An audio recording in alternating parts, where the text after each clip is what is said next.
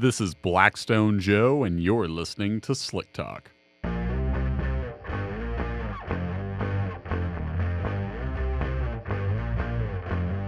I say I'm an oil man, you will agree.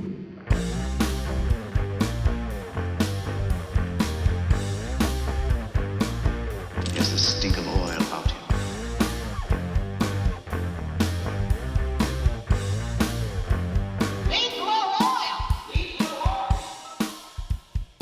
Hello and welcome to the show. My name is Blackstone Joe, and I'm glad you're here.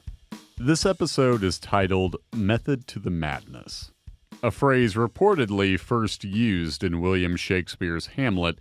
The exact wording was, quote, "Though this be madness, yet there is method in it." So back in 1599 to 1601, the period of time when Hamlet was written, folks had other things on their mind than internal combustion engines and the data they leave behind in the used oil, but importantly, methodology, especially the kind used to take care of an engine and retrieve oil samples from them. Well, that can often result in some fairly mad results of its own. But if we know the method, then the madness becomes a little less, well, maddening. Whether you are new to the world of used oil analysis or someone that's taken a few samples themselves but have wondered if their technique left something to be desired, this episode has something for you.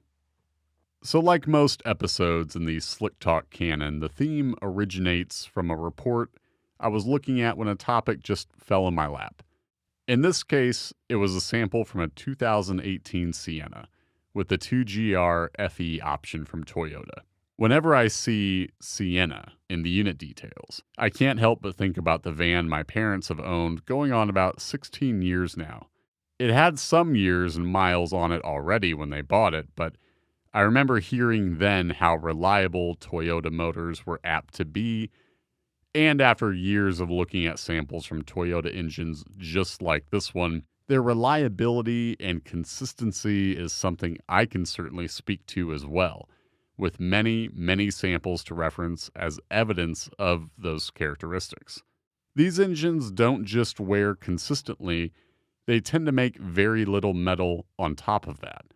But of course, no motor, despite its reputation or whatever anecdotal evidence you have to the contrary, will overcome obstacles such as harmful contamination, especially if there's a contaminant that goes unchecked. All of a sudden, low wear can go out the window and become just the opposite. Contamination was a possible threat to this 2GR FE I was looking at, as there was a spike in the element silicon. Mind you, there was something, or rather some metals, that prevented me from assuming the worst, however, that being silicon possibly showing dirt or debris. Metals looked great. In fact, they had even improved in the face of silicon going up quite a bit. That's when the method, specifically the one used to sample, came to mind. While silicon can show dirt, it has other sources too. We can find it from harmless sealer material in a new or recently rebuilt motor, and there's even the left field possibilities of silicon from what was used to take the sample, going from maybe what you can imagine, the typical vacuum pumps like we sell, all the way to a literal turkey baster used to draw a sample. Yes, really, that's happened more than a few times. I prefer to only use a turkey baster for preparation of the Thanksgiving poultry, but I digress.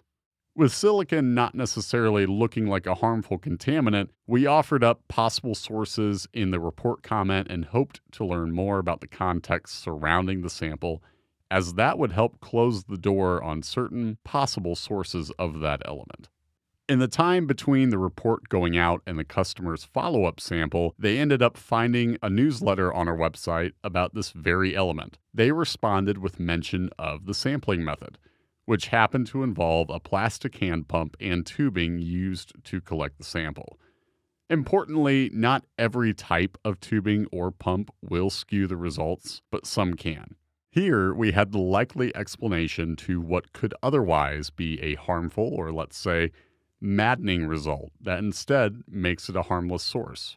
And as such, there's reason to anticipate a significant drop in silicon next time, provided it's a sample taken straight from the drain. And if another sample is taken with this same method, then we would look for a similar amount of silicon and, of course, stable wear patterns to stave off concerns about dirt contamination.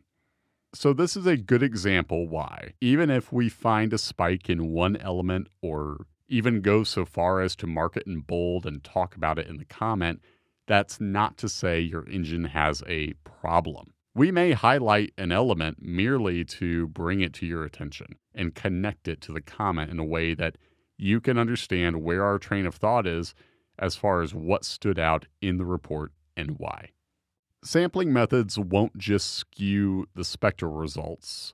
In some cases, they affect the physical properties too. Keeping the Toyota theme going, something of a Toyotathon in this episode, if you will, a sample from the venerable 1GR FE also stumbled across my desk fairly recently. Again, it's a sample that most owners would be lucky to have. Low wear, an oil that held up well, etc. But one thing kept it from being a perfect score: fuel. Fortunately, there was method to that madness too, albeit the mild variety when it comes to madness in general. The engine was run just a few minutes prior to sampling, so a little fuel left over from startup makes sense. While we do suggest running the engine till it's at operating temp on the road, not just from idling, since that can cause fuel to show up too. It's okay if you're in a situation where you can't obtain a sample after actually going out on a drive and warming an engine up all the way. We know what mild amounts of fuel look like. But if there's a situation where there's more fuel than we'd be comfortable blaming on the method alone, we'll be sure to let you know. Some methods can result in what appears to be fuel, but it's not really. And that's using certain types of additives before sampling. Take a flush, for example. Engine flushes are fairly common for us to run into, and that makes sense. Most samples we see are taken during an oil change. And during that process, owners often like to use a flush or something similar to rinse the system, remove sludge, and so on. One thing to note about anything solvent-based is it lowers the flash point, which is how we determine fuel, and sometimes it thins the viscosity down too, things that fuel is also known to do. In addition to knowing about the products in use, however, your engine's track record can also help inform these results and whether there's a true problem in play or just another method stirring up some madness in the results. Take this BMW, for example. It was an N54, and we had data going back a few oil changes without any measurable fuel, and to be honest, it's pretty rare to see excess fuel in BMWs in general. So the appearance of a low flash and viscosity were notable finds, but not damning in the least. Going back to the oil information slip, the customer was kind enough to inform us about their additive use, and that gave us the smoking gun, if you will. Lastly, I think it's important to note there's often some things that may appear maddening on the owner's end that we may not mention at all. That's often because we know it's not a concern and have bigger fish to fry in the comment, because we're never going to leave out a problem. But we may not have space to elaborate on things that may or may not strike up some sort of concern on the owner's end just due to not having familiarity with what's additive, what's contamination, what's engine wear, and so on. One common example where this disconnect can occur is when it comes to additive elements. Not to be confused with products on the shelf other than the engine oil itself, I'm talking about the additives that are in the oil to begin with, and those vary depending on the brand or blend you're running. So if you run Mobil 1 and switch to, let's say, Chevron Delo ADF, we can expect to see some very notable differences. That's madness exclusive to the methods used by these different manufacturers during their production process. And while there's countless ways to formulate an additive package, that's something we may not mention if we need the room in the comment to talk about real trouble, be it of the mechanical or contaminant variety.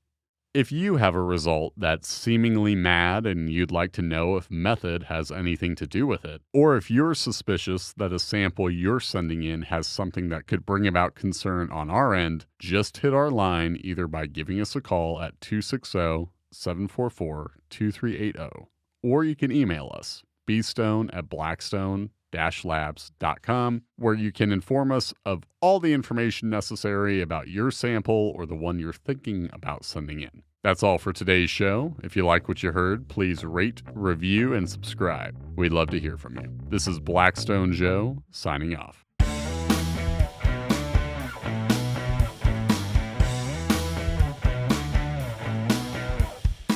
The Slick Talk podcast is powered by Blackstone Laboratories. If you're ready to start your oil analysis journey, visit blackstone-labs.com to order your free test kit.